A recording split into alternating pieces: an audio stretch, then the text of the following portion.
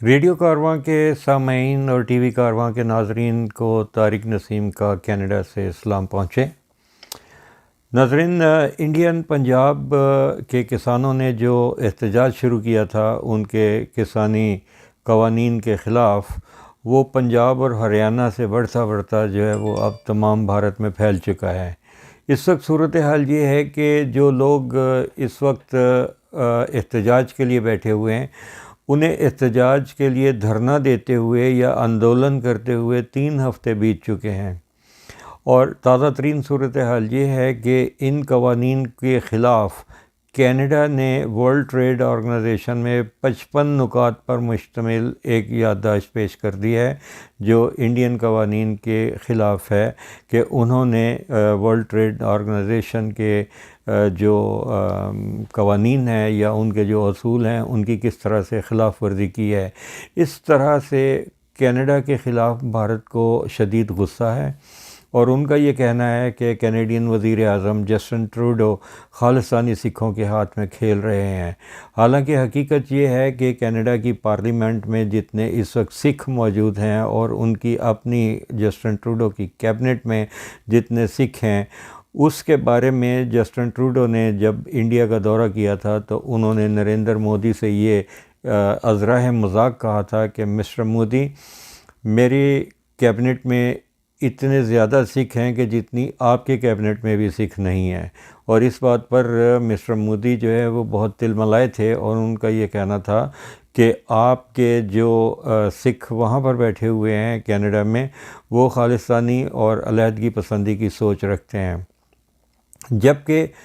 हकीकत ये है कि जो सिख यहाँ पर मौजूद हैं कनाडा में, उनमें से बेशतर हिंदुस्तान की जमहूरियत पर फ़ख्र करते हैं और उससे मोहब्बत करते हैं, लेकिन अक्सरियत वो है कि जो 1984 के कत्लेआम के बाद या सिख नस्ल कुशी से तंग आकर जिनके वालिदैन यहाँ मुंतकिल हो गए और उन्होंने रेफ्यूजी स्टेटस के बाद कनाडा की शहरियत इख्तियार की, ये लोग उस भयानक कत्लेआम को या नस्ल कुशी की वारदात को भूले नहीं जिसमें सिखों को गाजर मूली की तरह काटा गया और उनके गले में जलते हुए टायर डालकर उनको कत्ल किया गया। उनके जो गर्भ याफ्ता माएँ थीं, उनके पेट चाक करके उनके बच्चों को निकाल कर मार दिया गया और उनके घरों को नज़र आतिश किया गया, उनके गुरुद्वारा साहिबान को नज़र आतिश किया गया और उनके साथ इस तरह का जुल्म व सितम किया गया कि जिस वक्त वो वहाँ से दरबदर होकर लुटे फूटे कनाडा में पहुँचे तो उन्हें यहाँ फौरी तौर पर रेफ्यूजी स्टेटस दे दिया गया, क्योंकि कनाडा हमेशा अपने बाजू और दरवाज़े उन लोगों के लिए खुले रखता है कि जो किसी इस तरह की दरिंदगी का शिकार हुए हों। तो नाज़रीन, ये वो वाक़यात हैं कि जिनको इस वक्त इंडिया किसानी आंदोलन को भुलाकर उसे एक दूसरा रुख देना चाहता है। इंडियन गवर्नमेंट इस वक्त ब्लेम ये दे रही है कि पाकिस्तान की ISI और चीन की खुफिया एजेंसीज़ और उनकी फ़ौज खालिस्तान की मदद के लिए इस वक्त सिख आंदोलन की हमायत कर रही हैं। इमरान खान जिंदाबाद, इमरान खान जिंदाबाद, इमरान खान जिंदाबाद, वज़ीर आज़म पाकिस्तान इमरान खान जिंदाबाद, वज़ीर आज़म पाकिस्तान इमरान खान जिंदाबाद। पंजाब बनेगा पाकिस्तान, पंजाब बनेगा पाकिस्तान, कश्मीर बनेगा पाकिस्तान, कश्मीर बनेगा पाकिस्तान, कश्मीर बनेगा पाकिस्तान। नारे तकबीर, नारे तकबीर, खालिस्तान जिंदाबाद, पंजाब बनेगा खालिस्तान। जबकि वहाँ पर मौजूद जो सिट इन कर रहे हैं या जो वहाँ पर धरना दिए बैठे हैं, उनका ये कहना है कि हमारा किसी भी सियासी पार्टी के साथ या किसी मुल्क के साथ ना कोई रब्ता है, ना कोई ताल्लुक़ है। हम यहाँ खुले आसमान तले शदीद सर्दी में यहाँ धरना दिए हुए, वो दिल्ली के तमाम रास्तों की नाकाबंदी की हुई है और तमाम ऐसे जो हाईवेज़ के जो दारुल हुकूमत को मुल्क के दूसरे हिस्सों से मिलाते हैं, उन्होंने उसे ब्लॉक किया हुआ है। और दूसरे लफ्ज़ों में उन्होंने उसका नाम भारत बंद रखा हुआ है, जिस पर ज़ाहिर है कि इंडिया का मुआशी तौर पर बहुत नुकसान हो रहा है। और वो इस तिलमिलाहट में इसकी जो उंगली है वो पाकिस्तान और चाइना की तरफ कर रही है और कनाडा को बरह रास्त ब्लेम दे रही है कि वो वहाँ पर मौजूद सिखों को मदद क्यों फराहम कर रहा है, जबकि कैनेडियन इस वक्त हुकूमत का ये कहना है कि दुनिया में जहाँ कहीं भी इंसानी हकूक़ की ख़िलाफ़ वर्जी होगी कनाडा उनके लिए खड़ा होगा और हम उसकी हमायत करते रहेंगे, क्योंकि कैनेडियन गवर्नमेंट के ख़्याल में इस वक्त इंडियन हुकूमत जो कुछ किसानों के साथ कर रही है वो कोई अच्छी बात नहीं है, बल्कि इंसानी हकूक़ की खुल्लम खुल्ला ख़िलाफ़ वर्जी है। और जो उन्होंने किसानी कवानीन नए बनाए हैं उसको अगर किसान पसंद नहीं कर रहे और वो ये समझते हैं कि ये कॉरपोरेट घरानों को फ़ायदा देने के लिए कवानीन बनाए गए हैं, तो फिर उन कवानीन को मनसूख कर देना चाहिए। और जहाँ तक खालिस्तान का ताल्लुक़ है तो मुझे याद पड़ता है कि जिस वक्त गुरमीत सिंह औलख खालिस्तान कौंसिल के सदर थे और वो गुरुद्वारा साहिबान की ज़ियारत के लिए जब पाकिस्तान आते थे तो मेरी एक बार उनके साथ चौधरी ज़हूर इलाही, चूँकि शहीद उन दिनों में तमाम जितने भी जत्थे आया करते थे उनकी आवभगत किया करते थे। और जो उनके जो ज़हूर इलाही पैलेस गुलबर्ग में था वहाँ पर एक पंडाल सजाया जाता था कि जहाँ पर तमाम दुनिया से आए हुए सिखों को नाश्ता दिया जाता था, या जिसे भोजन कहा जाता है, कि जिसमें हलवा और भाजी और इस किस्म की दूसरी ऐसी अशिया होती थी कि जिन्हें वो नाश्ते में पसंद फरमाते थे। तो गुरमीत सिंह औलख से भी मुलाकात मेरी हुई और जो अमेरिका से तशरीफ़ लाए थे डॉक्टर गुरमीत सिंह औलख, और वो खालिस्तान कौंसिल के सदर थे। इसके अलावा जो मेरी दूसरी मुलाकातें हुई वो यूके से आने वाले एक सिख रहनुमा गंगा सिंह ढिल्लों के साथ भी होती थी, कि जो वहाँ उस वक्त आते थे और उनके साथ ये सारी बातचीत हुआ करती थी। इसके अलावा एक और मुअम्मर बुज़ुर्ग थे जिनका नाम था जगजीत सिंह चौहान। मेरी उनसे भी मुलाकात रही, लेकिन उस वक्त तक ये वो लोग थे कि जो सिर्फ़ सिखों के हकूक़ के लिए या पंजाब के हकूक़ के लिए जद्दोजहद कर रहे थे। और खालिस्तान का नाम तो ख़ुद इंडिया ने प्रमोट कर दिया इन लोगों के हकूक़ की आवाज़ को दबाने के लिए, और नतीजा ये निकला कि जितना उनकी आवाज़ को दबाया गया उतना ही वो ज़ोर से आवाज़ उभरी। तो सिखों के एक लीडर थे डॉक्टर जगजीत सिंह चौहान, जो बाद में यूके चले गए, यूके से फिर वो अमेरिका मुंतकिल हुए, लेकिन जब उनका 80s तक जो है वो पाकिस्तान आना हुआ और अवाइल 80s और लेट 70s में, तो मेरी उनसे भी मुलाकात हुई। खालिस्तान कौंसिल के वो भी सदर रहे और उन्होंने एक बार अमेरिका में तो खालिस्तान का एक अलहदा कंट्री डिक्लेयर कर दिया था। जिस तरह से बांग्लादेश को तस्लीम करवाने के लिए इंडिया ने बांग्लादेश का एक उनका एक हेडक्वार्टर इंडिया में बना दिया था और उनकी जिला वतन हुकूमत इंडिया ने कायम कर दी थी, तो उसी पैटर्न को कॉपी करते हुए जगजीत सिंह चौहान ने एक जिला वतन हुकूमत अमेरिका में कायम कर ली थी। जिस वक्त मैं सऊदी अरेबिया में था तो उस वक्त भी मेरा उनसे रब्ता होता था, वो मैं उनसे ख़बरें लिया करता था। वो मुझे चूँकि मैं उस वक्त भी अरब न्यूज़ का जो ज़ैली उर्दू न्यूज़ है उसके लिए भी काम करता था और मैं नवाई वक्त को भी वहाँ से डिस्पैच दिया करता था। तो मुझे ये मालूम है कि उस वक्त जगजीत सिंह चौहान खालिस्तान कौंसिल के सदर थे और उन्होंने एक खालिस्तान की आज़ाद हुकूमत का ऐलान कर दिया था और उसका हेडक्वार्टर उन्होंने अमेरिका में बनाया था। लेकिन बदकिस्मती ये रही कि डॉक्टर जगजीत सिंह चौहान अपनी इस सियासत को छोड़कर दोबारा टांडा, जो उनका आबाई गांव या शहर था, वहाँ इंडिया में मुंतकिल हुए और उन्होंने ये इंडियन गवर्नमेंट से कहा कि मैं वायलेंस नहीं करना चाहता, लेकिन मैं आज़ाद खालिस्तान के लिए जमहूरी तौर पर अपनी जिद्दोजहद जारी रखूँगा, जिसके लिए उन्हें सुप्रीम कोर्ट ने इजाज़त दे दी कि इस किस्म की अगर ये वायलेंस नहीं है तो फिर ऐसे हकूक़ के लिए आवाज़ उठाना जो है वो कोई किसी कानून की ख़िलाफ़ वर्जी नहीं। लेकिन हुआ यूँ कि जिस वक्त जगजीत सिंह चौहान इंडिया आ गए और उन्होंने एक पुरअमन जो उनके रास्ता था वो चुना, जबकि गुरमीत सिंह औलख जो कि अमेरिका में थे उन्होंने खालिस्तान कौंसिल का झंडा उठा लिया। और वहाँ से फिर ये हुआ कि खालिस्तान का पासपोर्ट भी जारी कर दिया गया, खालिस्तान का नक्शा भी जारी हुआ और खालिस्तान की तहरीक के लिए उन्होंने फ़ंड्स भी इकट्ठे किए, जो जगजीत सिंह चौहान ने भी किया था ये काम। लेकिन जिस वक्त इंडिया हुकूमत ने उनके ऊपर ये इल्ज़ाम लगवाया कि ये उन्होंने फ़्रॉड किया है, ये पैसे ये गबन कर लिया है, तो वो शरीफ आदमी थे, उन्होंने गिव अप कर दिया और वो इंडिया वापस चले गए। जबकि गुरमीत सिंह औलख जो है वो इस तहरीक के लिए अपनी जगह पर डटे रहे। बदकिस्मती ये हुई कि जो इसके सुर्खेल थे जगजीत सिंह चौहान, जब उनको इंडियन गवर्नमेंट ने बहुत तंग किया तो उनको 2007 में हार्ट अटैक हुआ और उनका देहांत हो गया। और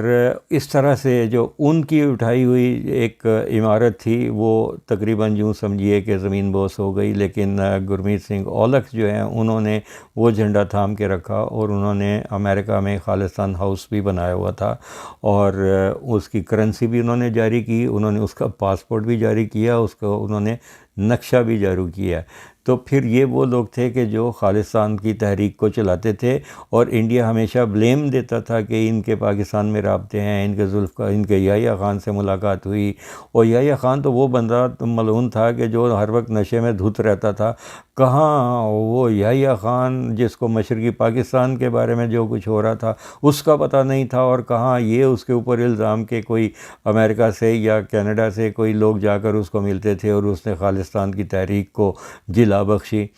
और दूसरे बाद उसके इन्होंने ये इल्ज़ाम जो है वो जुल्फ़कार अली भुट्टो पर धर दिया कि जुल्फ़कार अली भुट्टो साहब ने ये कुछ किया और इन्होंने ये खालिस्तान की तहरीक को आगे बढ़ाया। हालांकि ये सरासर जो है वो शहरी तंजीमें थीं, ऐसे लोग थे कि जो चौधरी ज़ोहर इलाही साहब का मैं नाम इस बारे में लूँगा कि वो इन लोगों को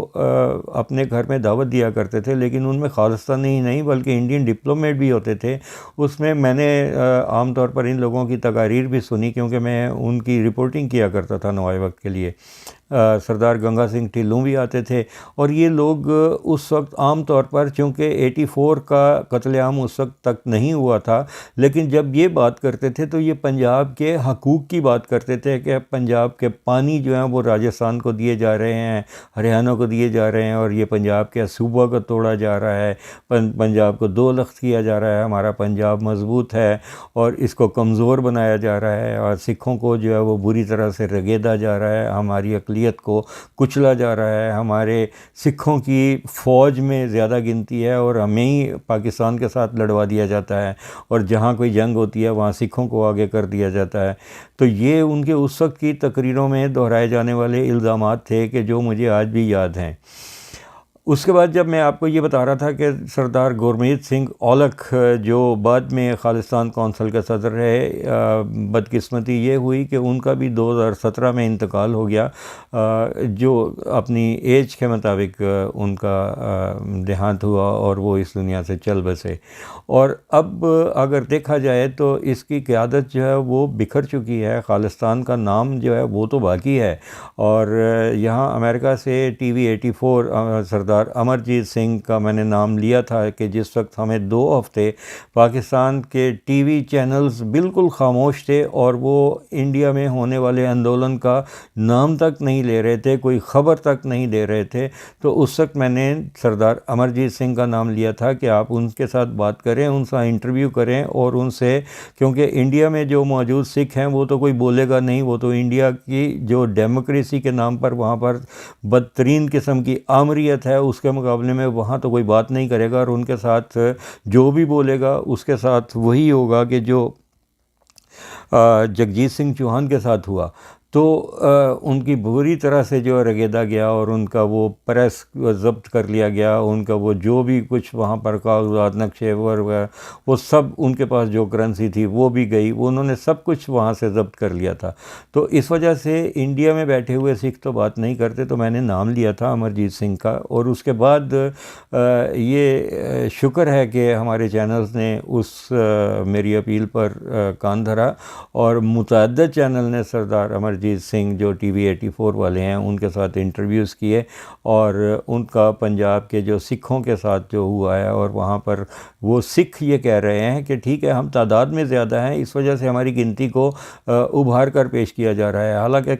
किसान आंदोलन में सिख भी शामिल हैं, हिंदू भी शामिल हैं और मुस्लिम भी शामिल हैं। वो वहाँ देखा जा सकता है कि मुस्लिम नमाज़ पढ़ते हैं और उनके पीछे सिख खड़े होकर पहरा देते हैं, और हिंदू वहाँ पर प्रसादा जो है वो तकसीम करते हैं, और हिंदू मुस्लिम और ये सब वहाँ पर जो है वो अपने अपने लंगर लगा रहे हैं, और वो लंगर वहाँ एहतजाज के लिए धरने पर बैठे हुए तमाम सिखों, हिंदुओं, मुसलमानों के लिए हैं, और जो भी आए उसको दिया जाता है। और फिर वो ये कह रहे हैं कि हमारे पास खुराक की कमी नहीं है, हमें कंबल भी दिए जा रहे हैं, हमें जुराबें भी दी जा रही हैं, हमें खासी ताज़ा मकदार में अनाज भी दिया जा रहा है। और ये कौन दे रहा है? वो ज़ाहिर है कि पंजाब और हरियाणा के लोग दे रहे हैं, और अब तो दूसरी रियासतों से भी उनके लिए खुराक की रसद आनी शुरू हो गई है, और ट्रैक्टर ट्रालियाँ भर भर के आ रही हैं, और एक ट्राली जाती है, दूसरी भर के, एक खाली जाती है, दूसरी भर के आ जाती है। और इस वक्त तकरीबन उनके 24-25 लोग जो हैं वो इस एहतजाज के दौरान अपनी जानों से हाथ धो बैठे हैं, कुछ सर्दी के मारे, कुछ बीमारी के बायस, और कुछ वहाँ पर होने वाले ट्रैफिक के हादसात में। ये उनके साथ एक बड़ी ज़्यादती है, और वो सिख या हिंदू और मुस्लिम जो वहाँ पर किसान वहाँ पर इस वक्त आंदोलन कर रहे हैं, उनकी पाकिस्तान गवर्नमेंट से ये तवक्को है कि जिस तरह से कनाडा ने उनका साथ दिया है, कम से कम वर्ल्ड ट्रेड ऑर्गेनाइजेशन में उनके ख़िलाफ़ इंडिया ने जो किसानों के साथ किया है, उसके बारे में वर्ल्ड ट्रेड ऑर्गेनाइजेशन की जो खिलाफ वर्जी की है उनके असूलों की, उस पर इन्होंने कंप्लेंट दर्ज करवाई है। और उनका ये कहना है कि इमरान खान चूँकि एक से रखते हैं और उनकी बात को वर्ल्ड लेवल पर सुना जाता है, तो वो कम से कम दुनिया के किसी प्लेटफॉर्म पर हमारे लिए आवाज़ उठाएं, ताकि हमारे हक़ में कुछ बेहतर हो और हम अपने हकूक़ हासिल कर सकें। तो नाज़रीन, अब तक के लिए इतना ही। ये मैं आपको यही बताना चाहता हूँ कि इनकी जो तहरीक वहाँ पर किसानों की है, उसका खालिस्तान के साथ कोई ताल्लुक़ नहीं है, जबकि खालिस्तान की तहरीक के जो दो बड़े नाम मैंने आपको लिए, जिनसे मैं मिल भी चुका हूँ पाकिस्तान में, जिस वक्त वो वहाँ पर ननकाना साहब आया करते थे और उनके साथ बातचीत भी होती थी, और उस वक्त तक तो 84 का कोई ताल्लुक़ ही नहीं हुआ था। 84 का जो कत्लेआम हुआ वो तो बहुत बाद में हुआ, लेकिन उस वक्त ये लोग पंजाब के हकूक़ की बात करते थे। तो आज तक जो वहाँ पर इंडिया में हो रहा है, उसकी नक्शा कशी सिर्फ यही है कि वो शदीद वहाँ पर मुसीबत में है। किसान वो चाहते हैं कि इंडिया ने धौंस धांधली के लिए जो अपना किसानी बिल उन पर मुसल्लत किया है, वो कॉरपोरेट घरानों को फ़ायदा देने के लिए है, और उसका नतीजा ये भी निकला कि उन कॉरपोरेट घरानों के जो टेलीफोन कंपनियां थी, उनकी उन्होंने सिमें तोड़कर फेंक के मुतबादल कर लिए हैं, और इस वक्त वो वहाँ बैठे हुए हैं। चूँकि वहाँ बिजली नहीं है, उन्होंने अपने पैनल लगाकर तो वहाँ पर उसको चार्जिंग सिस्टम जो है वो अपना बना लिया, ताकि वो अपने सेल फ़ोन घर वालों के साथ बैक होम उनके साथ जो है वो रब्ता रखने के लिए अपने सेल फ़ोन पैनल जो है वो उनके साथ लगा के चार्ज कर सकें। और बहरहाल इस वक्त नागुफ्ता बे हालत है उनकी अल्लाह ताला उनकी मदद करे, उनका हामी और नासिर हो, और अगर पाकिस्तान हुकूमत उनके लिए कुछ कर सकती है तो ज़रूर करे, क्योंकि इस पर वही असूल लागू होता है कि जो इंडियन गवर्नमेंट ने मशरक़ी पाकिस्तान के साथ किया था। कि चूँकि मशरक़ी पाकिस्तान में उस वक्त वो कहते थे कि मशरक़ी हिस्सा मशरक़ी बंगाल है, और हमारे मगरबी बंगाल के लोग जो हैं वो परेशान होते हैं उनके लिए। तो इस वक्त मशरक़ी पंजाब में जो कुछ हो रहा है, उसके लिए मगरबी पंजाब के लोग भी परेशान हो रहे हैं। तो क्यों नहीं, अगर आपके हमसाये में आग लगी हुई होगी तो आपको क्या करना चाहिए? आपको अथॉरिटीज़ को इतला करनी चाहिए, आपको शोर मचाना चाहिए, आपको पानी लेकर उस आग को बुझाने के लिए दौड़ना चाहिए। तो इस वक्त उस वक्त लगी हुई आग का हमें हमसाये में बैठे हुए हैं, हमें ख्याल है। जबकि इंडिया का ये पुरस्कार बात ये है कि वो पाकिस्तान को तो बोलने नहीं देना चाहते, और दुनिया के दूसरे ख़ित्ते में बैठे हुए कनाडा पर भी उंगली उठाते हैं कि जो भी बात करेगा वो चूँकि खालिस्तान की बात हो जाएगी इसलिए वो उस पर भी ची बची होते हैं। लेकिन आज तक उन्होंने ये नहीं बिठाया कि उनका इंडिया का बलूचिस्तान के साथ क्या ताल्लुक़ जुड़ता है, वो उनके पेट में वहाँ पर क्यों मरोड़ उठता है, ये अफ़गानिस्तान में जाके वो 7वें महल्ले में जो है वो क्यों आग लगाते हैं, वहाँ जाकर अपनी कार्रवाइयाँ क्यों करते हैं। और अगर ये सब कुछ ये इनके लिए जायज़ है तो फिर इनके लिए वो दूसरे अगर उनकी मदद को आते हैं, किसी मज़लूम तहरीक की मदद के लिए कोई दौड़ता है तो फिर वो नाजायज़ या गैर कानूनी कैसे हो जाता है। बहरहाल ये मैं सवाल एक छोड़े जा रहा हूँ आपके लिए भी कि आप क्या समझते हैं कि पाकिस्तान को इस बारे में कुछ आवाज़ उठानी चाहिए या नहीं उठानी चाहिए या क्या करना चाहिए। तो आज तक के लिए इतना ही। तारिक नसीम को इजाज़त दीजिए। हमारा आपका अल्लाह हाफिज़। बिस्मिल्लाहिर्रहमानिर्रहीम। शुरू करदा हाँ अल्लाह ताला दे नां तो जो बड़ा मेहरबान ते निहायत ही रहम करने वाला है। किसान अंदोलन जिहड़ा है पूरी दुनिया च फैल गया है ते बहुत सारे लोग खास करके सब तो पहला मैं गोदी मीडिया नूं कहना चाहुंदा कि तुसी लगातार लगे हुए हो कि किसान अंदोलन जिहड़ा अतवादियों का अंदोलन है, खालिस्तान का अंदोलन है। अखां खोल के इत्थे आके देख लो धन धन गुरु नानक देव जी ने जिहड़ा फलसफा पंजाबियां नूं दिता सीगा, अज उस फलसफे दे नाल हरियाणा यूपी पूरा देश जिहड़ा है वो छाती ठोक के तुहाडे खिलाफ खड़ा है। ये किसी एक दा अंदोलन नहीं, इस देश दी मिट्टी दा अंदोलन है जिन्हों रोकिया नहीं जा सकता है इंशाअल्लाह ताला। बार बार सरकार कहती है कि तुहानू समझ नहीं आया, असी किसानों के हित की गल की है। वो एक ऐसा हित है जिहड़ा साडे पल्ले नहीं पैण दिया, किसानों की नहीं, सरकार ने पूंजीपतियों के हित की गल की है। और मोदी जी मैं तुहानू कहना चाहूँगा, इंडिया टीवी वाले, जियो न्यूज वाले, आज तक वाले, और दब के झूठ बोल लो। इतिहास लिखा जाएगा कि जब गोदी मीडिया झूठ बोल रहा सी ते पंजाब दा सच हरियाणा दे नाल गरज रहा सी। इतिहास लिखा जाएगा। इतिहास ने गल दोहराई है। अज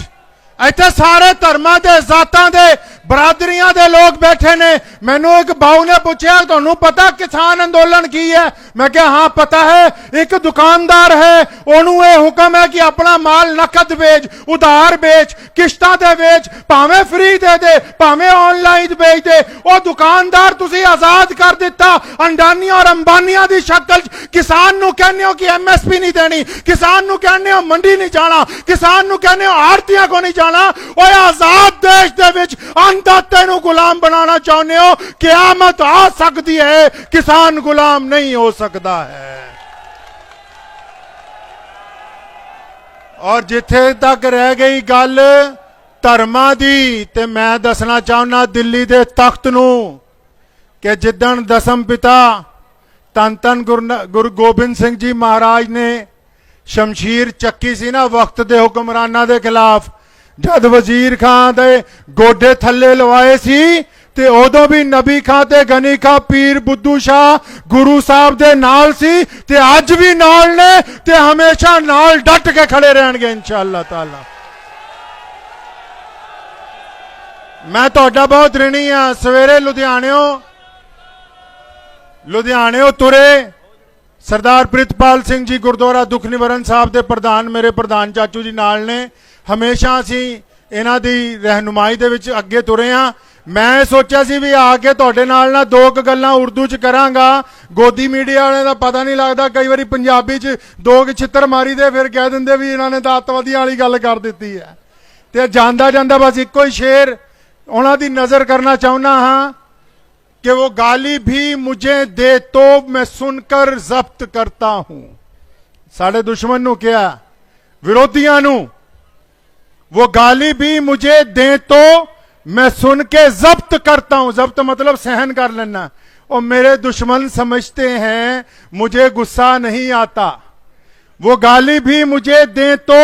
मैं सुन के जब्त करता हूं। मेरे दुश्मन समझते हैं मुझे गुस्सा नहीं आता। मेरे घर के बड़े अक्सर मुझे ये दर्स देते हैं, कहता वड्डिया ने मैनू ये सबक दिता है, मेरे घर के बड़े अक्सर मुझे ये दर्स देते हैं कि कुत्ता काट भी ले तो उसे काटा नहीं जाता।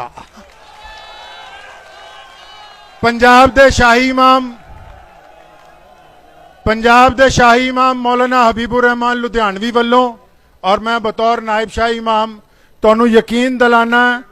कि उन्हें क्या कि करो ना फिक्र, जरूरत पड़ी तो हम देंगे। करो ना फिक्र, जरूरत पड़ी तो हम देंगे लहू का तेल चिरागों में डालने के लिए।